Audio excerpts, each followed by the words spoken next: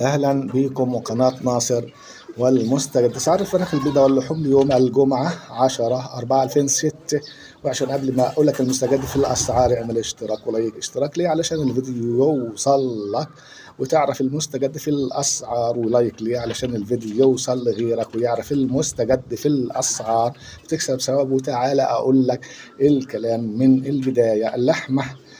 أسعار اللحمة بالجزارة تبدأ من 350 إلى 380 جنيه. اللحمة البرازيلي 290 جملة 300. قطع اللحمة الهندي قطع 260 جملة 270. قطع المفروم 250 جملة 260. قطع كبدة اللحم 180 جملة 200. قطع البانيه 190 جملة 200 قطاع. وفي بانيه يبدأ السعر الجملة من 65 إلى 95. كبد وأوانس 70 جملة 80. قطاعي صدور بعظم 140 جملة 150. قطاعي صدور مخلية 180 جملة 190. قطاعي وراك 100 جملة 110. قطاع البط البلدي 120 مزرعة 130. محلات الفراخ الساسو 105 مزرعة 105. محلات الفراخ الأمهات 65 مزرعة 75. محلات الفراخ الرزي 115 مزرعة 125. محلات الفراخ البلد الحر 120 مزرعة 130.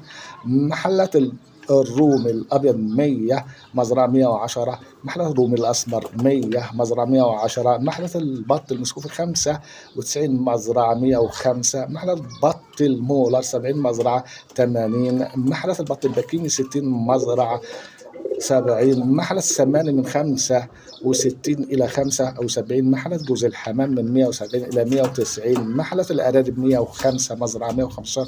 محلات أسعار البيض الأبيض 117 بورصة 120. محلات البيض الأحمر 112 بورصة 125.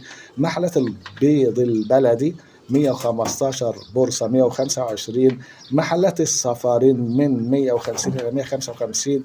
محلات الفراخ البلد العتائي الصفارين من 150 إلى 155 بورصة. الفراخ البلد العتائي 80 مزرعة 90. محلات الفراخ الأحمر البيض 60 مزرعة 70. محلات الفراخ الأبيض البيض 55 مزرعة 65. محل الفراخ البيضة 80 مزرعة 90. محلات. كده وصلنا نهاية الفيديو. اعمل اشتراك ولايك وأشكركم ومع السلامة.